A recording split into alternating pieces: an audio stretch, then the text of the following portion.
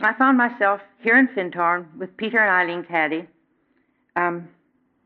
in this caravan park without jobs.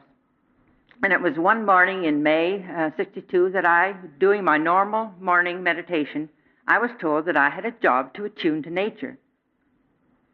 Well, I thought maybe this is a wonderful opportunity to go for a walk. But when I shared with Peter what had come to me, he said, well, maybe you can help with the garden, because he was trying to grow vegetables in sand, and he was having a lot of difficulty. So next morning I asked, and I said, yes, I could help with the garden, but I was to realize that everything behind nature had an ensouling intelligence, whether it was a planet or a cloud or a vegetable. And my job was to attune to and harmonize with that intelligence.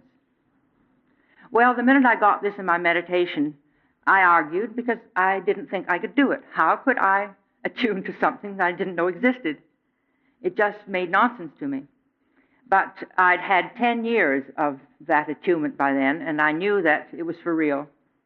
And it was, a few weeks later, and I was meditating, and I got in a very deep state, and I thought, I'll see if I can attune to these beings of nature, whatever they are.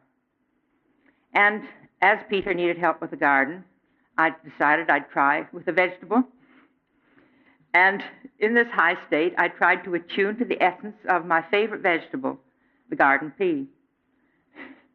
Well, I believe that the outer form is an indication of the inner essence of anything, whether it's a human being or a plant. I say that every snowflake is different. And I knew all about the outer form of the garden pea, the shape of the stalk and the shape of the leaf and the color and the flower and the scent and the taste. So in this deep state, I tried to tune into the essence of that. I was used to the word essence because I had been tuning to my own inner essence for 10 years. And to my surprise, while I was in this focused state, I got an intelligent answer, which, as usual, I translated into words and put down on paper. And it said that it had been going about its business and that it wished that human beings would go about their business the way it did, because we were great beings of light, and we weren't using our potentials. I said, I've got my meaning over, goodbye. So when I shared that with Peter the next day, or that day, he immediately gave me a long list of questions to ask about the garden. Those who know Peter laugh. He kept me busy for about 2 years. Ordinary gardening questions, and I'm not going to go into that because that's all been written up. I realized, and I got answers. I couldn't say I couldn't do it because I'd already done it. I was tuning into the realm of nature, which was new to me, and an angel was the only word I had in my vocabulary.